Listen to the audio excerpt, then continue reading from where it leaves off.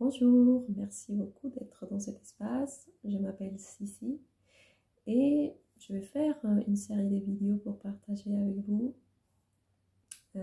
l'information, les outils, mon expérience, tout ce que je peux apporter à, ces changements de conscience, à ces changements de fréquence qu'est la Terre avec tous ces êtres vivants sont en train de vivre de manière consciente ou inconsciente. J'aime bien dire que ces changements vont se faire par vagues.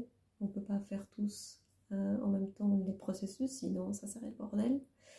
Imaginez tout le monde en crise, ça serait terrible parce qu'on a besoin que ces mondes continuent à tourner quand même.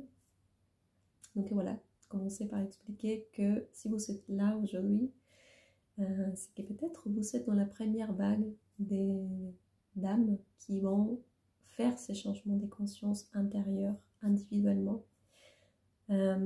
Comment savoir? Comment identifier si on est encore endormi ou si on commence à peine à s'éveiller?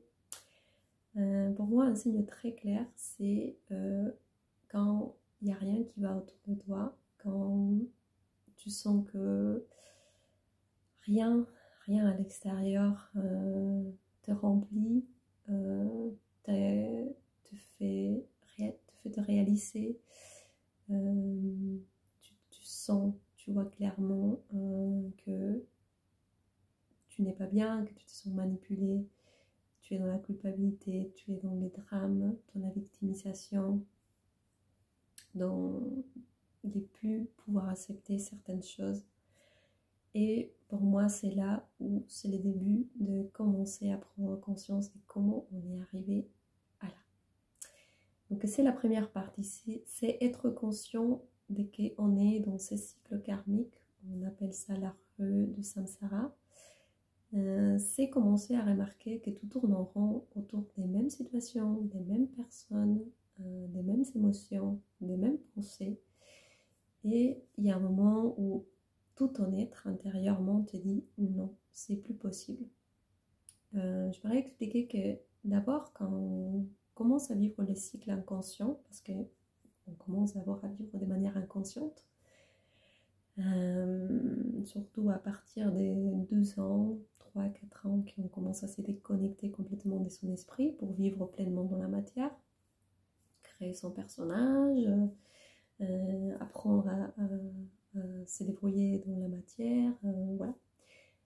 Donc on commence à vivre d'abord une phase d'inconscience où on est complètement dans la matière, et après il y a un moment où on s'éveille, où on commence à vivre son éveil, et ça peut être n'importe quel âge selon les plans de chaque âme, et tout d'un coup tu dis comment je suis arrivée là, c'est quoi cette vie, c'est quoi tout ça, c'est quoi ces problèmes, c'est quoi ces conflits, c'est quoi ces maladies, ces pathologies, ces personnes, ces situations. C'est là où tu commences à réaliser en fait que tu as fait tout un chemin pour arriver là où tu es.